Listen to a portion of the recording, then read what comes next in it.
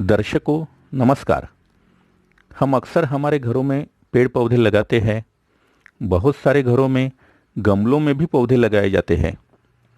इन गमलों में जब हम पानी डालते हैं तो बहुत सारा पानी बह जाता है या फिर धूप के कारण तुरंत इवापोरेट होकर उड़ जाता है। यानी पौधों के लिए इसका फायदा नहीं होता।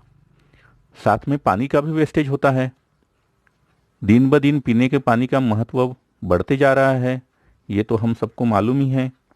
इसके लिए पानी बचाना हर एक का कर्तव्य है। दूसरी बात, यानी जब हम कुछ दिन के लिए घर से बाहर जाते हैं तो हमें चिंता होती है कि हमारे पौधों का कैसा होगा, कौन उसे पानी डालेगा।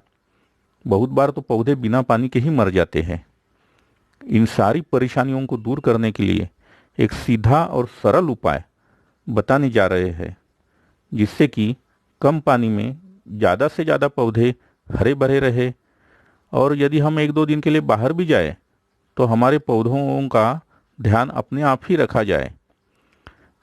इस तकनीक को आप ज़रूर करके देखें।